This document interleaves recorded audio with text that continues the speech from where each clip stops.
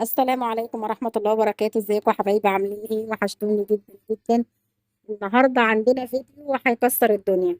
بسم الله ما شاء الله. احنا في السوق النهارده، قلنا نعمل شوبينج. فطبعا اول حاجة فكرت فيها في الشوبينج بتاعنا النهارده ان انا هنزل على الجزار اللي انا متعودة باكل من تحت ايديه احلى لحمة. باكل من تحت ايده بقالي فترة، فحبيت اخدكم معايا عشان تشوفوا الحاجات اللحمة الجميلة اللي احنا بنجيبها دي منين. المحل الجميل ده فين، والفروع بتاعته موجودة فين. ممكن تكون أقرب مكان ليكم وأنتم ما تعرفوش. بصراحة أنا من غير ما أتجمل، من غير ما أكون بكذب، لا والله العظيم أحسن لحمة وأجود لحمة في المحل ده. الناس دي بتجيب المواشي من مزارعهم. تمام. فتعالوا نشوف مع بعض. أنا صورت لكم الشنطة عشان تشوفوا الفروع اللي بتاعتهم موجودة فين.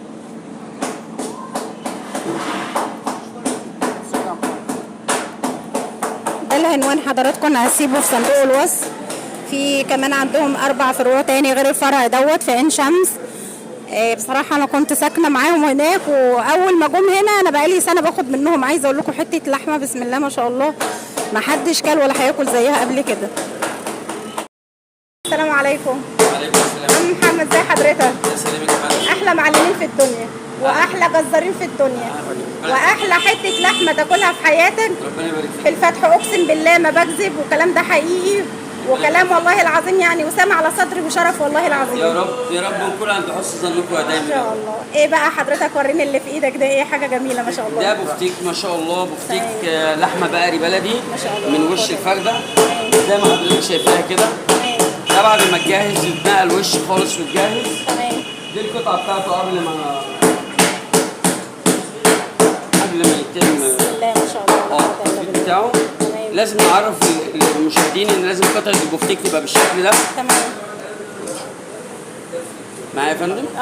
تمام زي لازم الفل. نفهم ان القطعه المميزه في العجل كله في البفتيك، تمام. وانسب حته هي وش الفخده. بسم الله ما شاء الله. بعد ما بتتنقي وتتنضف بتبقى بالشكل اللي قدامنا ده، بتتقطع والشيف زي ما انت شايفه حضرتك بيدقها، بتبقى جاهزه للتسويه على طول. وبالهنا والشفا لكل عمرنا كلهم يعني. الله يخليك، الله يكرمك. البفتيك. جزاك الله كل خير. دي قطعه ستيك بقري بلدي برضو، تمام جميله. من مزارعنا اللحمه دي. تمام. زي ما انت شايفاها دي انسب قطعه برضو للستيك، ودي بينفع انها تتشوي برضو من القطع اللي بتتشوي في العجل يعني. وبتبقى بالشكل ده، بيبقى نسبة الدسم فيها زي ما انت شايفة مش كتيرة قوي، قليلة برضو إلى حد ما، بس نسبة الدسم دي هي اللي بتساعد في التسوية بتاعتها انها تدي لنا التيست بتاع قطعة الستيك بعد ما تسويها. لو انا بقى هعمل الستيك دي في الطاسه، تنصحني احط ايه مثلا؟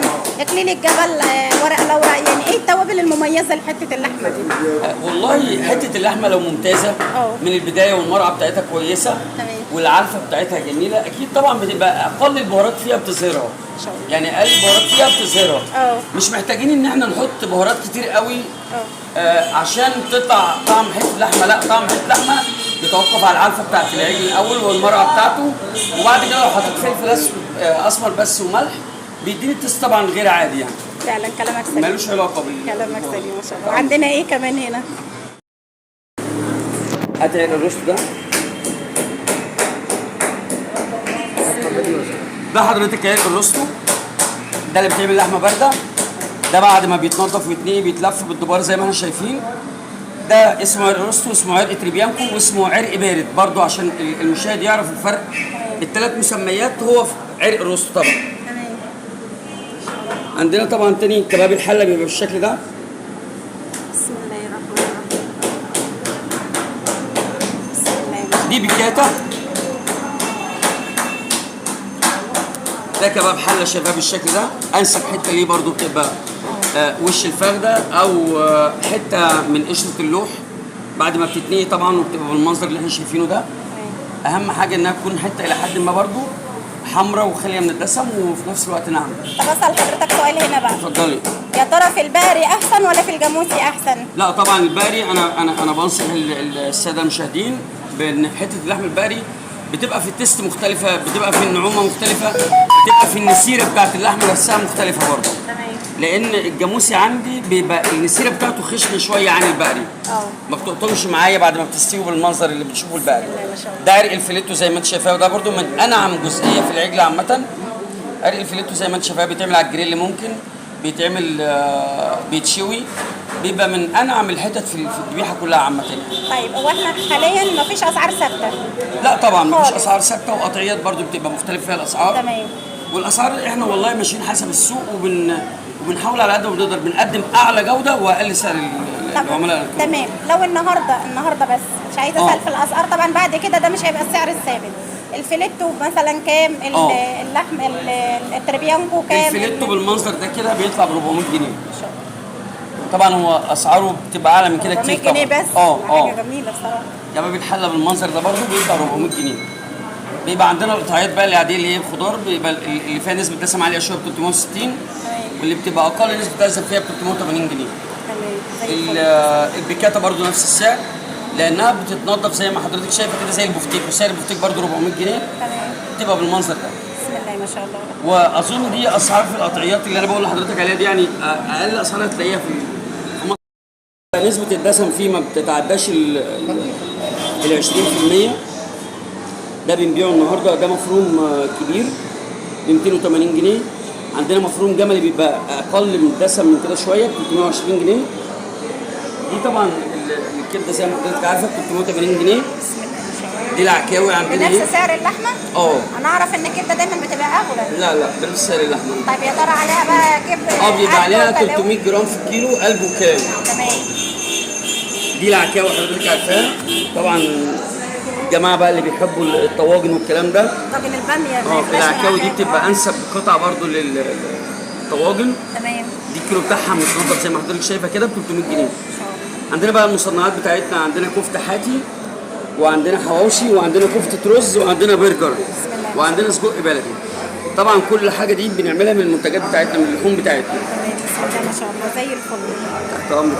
جميل، وكل سنه وانتم طيبين. وانت طيبه يا فندم. حاجه جميله جدا، بس انا مش هشكر في الحاجه لان انا ضايقاها. انا واكله من الحاجه بقالي اكتر من 10 سنين. حضرتك مش تشكر في الفرع حضرتك. القديم وفي الفرع دوت، فمش محتاجه ان انا اشكر. احنا عايزين حضرتك تقولي رايك بس بمنتهى الامانه. والله رايي، والله العظيم رايي بمنتهى الامانه بما يرضي الله. اقسم بالله العلي العظيم احلى حته لحمه في المحل. واحنا مش بنسال لو فروع الفلح كلها اي حاجه او علق على اي حاجه، احنا بناخد منه المعلومه وبنشتغل عليها ان احنا نطور منها ونحدث. انا عارفه ان انتوا عندكم صفحه على الفيس. الحمد لله رب العالمين. هنزل الصفحه على الفيس دي، هسيبها لكم في صندوق الوصف موجوده، والعناوين كلها موجوده. انا صورتها في الاول، هنزلها برضه في صندوق الوصف.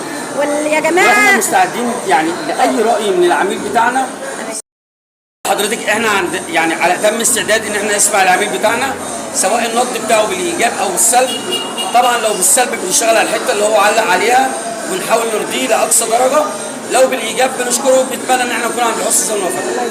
كل سنه وحضرتك طيب. حضرتك طيب يا فندم. علق شويه معتز. ثانيه واحده. استني احلى معلم في الدنيا، اسمك ايه؟ عاشت الاسامي يا محمد، منور الدنيا كلها. ايه الحاجات الجميله دي؟ سجق، بسم الله ما شاء الله. ايه الجمال ده؟ انا شايفه بقى ما فيهوش الوان ومش احمر كده زي ما بشوفه في المحلات التانية. حاجات طبيعيه، بسم الله ما شاء الله. اسم حضرتك؟ عثمان. عثمان، ما شاء الله. عاشت الاسامي يا عثمان. معلم شيف محمد. اهلا وسهلا، يا احلى شيف في الدنيا. منورنا الدنيا كلها. قول لي بقى الخلطه دي عباره عن ايه؟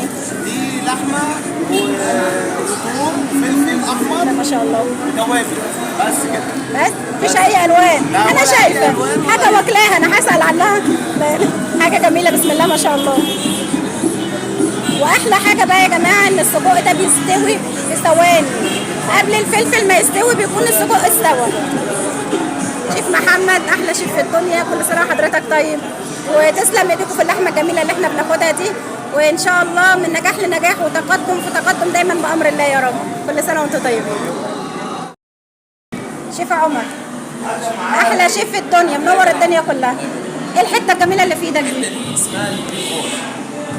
اسمها ايه؟ ريب اول دي تاني حته بعد الفيليتو للشوي. تمام. تمشي جريل، تمشي صواني، تمشي ملح وفلفل بس على الجريل، تمشي فحم، تشيل كل حاجه. عندك مثلا ممكن تتقطع الشريحه دي تتقسم اتنين كمان، بس بتترقع عن كده تحط تحت الطوابق.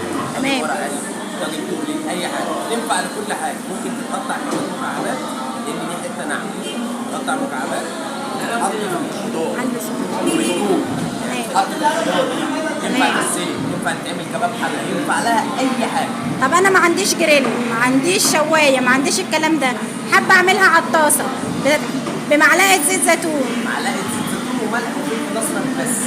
اكليل الجبل ما ينفعش؟ اكليل الجبل ما ينفعش؟ ايه؟ اكليل الجبل ما ينفعش؟ جميل. في حته اسمها الريبو. تمام. تبقى من القطعيه. بسم الله ما شاء الله. بسم الله. جميلة. بسم الله ما شاء الله. نور الدنيا يا شيف عمر. كل سنة حضرتك طيب. الله يكرمك. عم احمد احلى شيف في الدنيا. انا فاتحه فيديو كده. احلى سكينه بتتحط في اللحمه، تاكل لحمه وانت مطمن وتاكل وانت نفسيتك مرتاحه. احلى حته لحمه مسكره من ايد عم احمد، والله العظيم الكلام ده مش شكر، دي حقيقه اقسم بالله. فاتحه فيديو. ايوه يا بابا. تمام. ايه الاخبار يا عم احمد؟ منور الدنيا كلها، حاجه جميله وزي الفل. بسم الله ما شاء الله. تحب تقول حاجه النهارده الحمد لله من ساعه ما فتحنا هنا الناس كلها تشكر فيك. طبعا طبعا. مفيش ولا شكوى جت، دي حاجه بتطمنا، حاجه بتخلينا ان احنا ان شاء الله في اللي جاي للاحسن ان شاء الله. ان شاء الله التقدم دايما ومن نجاح لنجاح ان شاء الله، وان شاء الله فروع اكتر من كده وفي بكتير. حاجات برضه مش السجق لسه بيتعمل دلوقتي تمام. برضه بنبص عليه. اتفرج على السجق دلوقتي ونصوره وهو لسه بيتعمل طازه. تمام يا عم. بارك الله فيك. تصور المحل. خلاص. خلاص. تصور المحل. بخير.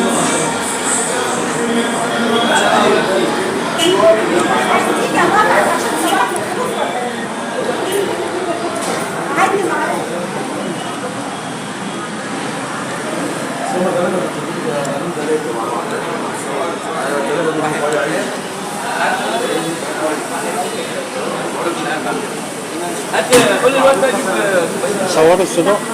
ما صورتك. وراك شرب وبيتين ملح. وراك شرب ميه.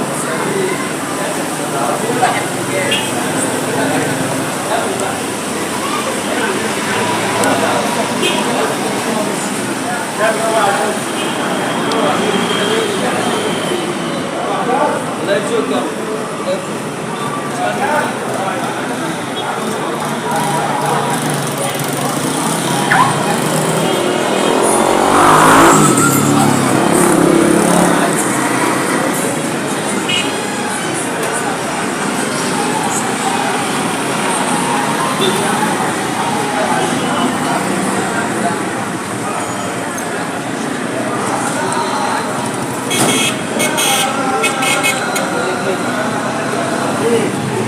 انا اعرف.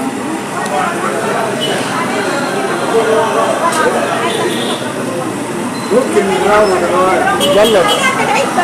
انا فتح فيديو. يلا تعالى على الصدق. رمضان. قبل رمضان عشان رمضان تقول لك لا رمضان لا. عندك جوله؟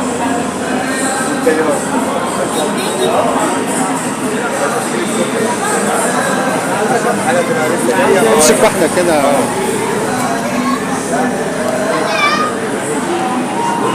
صور كان كده. لان مش هينفع انت وقف بقى. وقف ثواني. وقف ثواني. تعالى يا محمد. وقف اللايف ثواني.